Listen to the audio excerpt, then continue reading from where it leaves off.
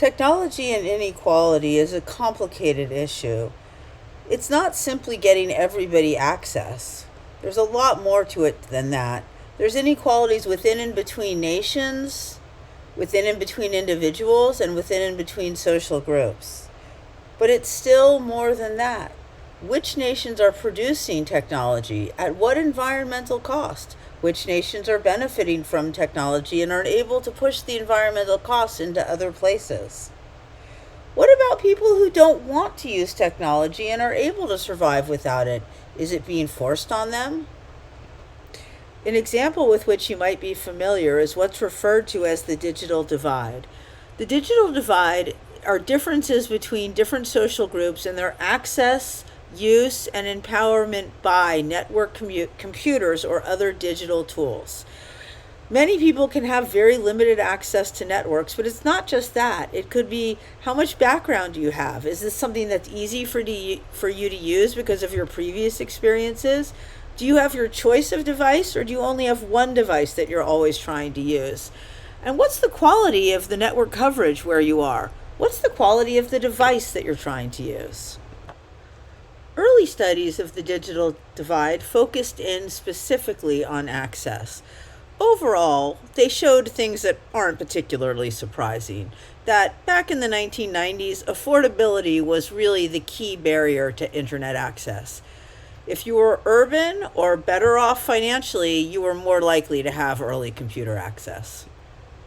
People who study the digital divide today point out that a number of government programs in the West have really increased access. So today, what we're looking at is what kind of access do people have? Are they able to get online when they want? Is it moving quickly? What do people do online? What's the variation of their activities? And finally, what's their online skill set? We still see disparities in all of these things. One way to look at differences in access to technology is through the lens that Pierre Bourdieu provides us with the concept of capital. Social capital is your networks, the people and places that you're connected to that could be valuable. Your cultural capital is your cultural competency, the things you have that are valuable within the culture, the things you know that are valuable within the culture. This provides a great way to study the way that we use digital technologies. In addition, scholars are pointing out the way that social media really is part of the digital divide. Who are you connected with? What does your network look like? What information are you getting? All of those things can matter. When thinking about the global digital divide, there's a series of micro and macro factors that make it more challenging for some people worldwide to access the internet. First, we think about the micro barriers. There's the relevance to the person's life. People living in poverty, people who are food insecure, the internet's really not their top priority. We also have economic barriers. In many parts of the world, the cost of internet, it's simply too high. Illiteracy. Many parts of the world still lack standardized schooling. If you're not literate, the internet's going to be a real challenge.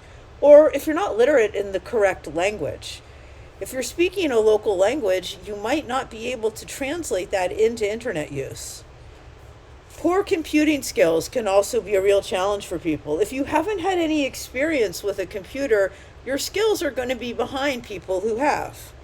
There's also macro level barriers. A lack of infrastructure. Is the hardware, software, is all of that there? If you're in a rural area, is it likely that all these things are going to stay on consistently? Can you find someone to teach you? Are there people out there who can provide support, both in learning to use the technology and in repairing the technology? Cultural barriers. How is this viewed in your culture? Do you have access to it? Continuous supply of electricity, a standard usable supply. And finally, political barriers. Are there political reasons that it's going to be more difficult for you to log on?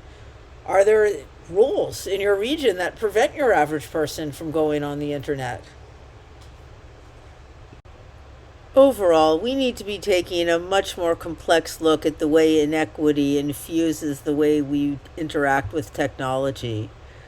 Throughout the rest of this course, I want you to consider the ways that things like racism, classism, sexism, heterosexism, all of those things could be impacting your experience in using technology. We're going to be introduced to writers like Donna Haraway and Sylvia Wynter, and they're going to give us a much better background as we move through the class.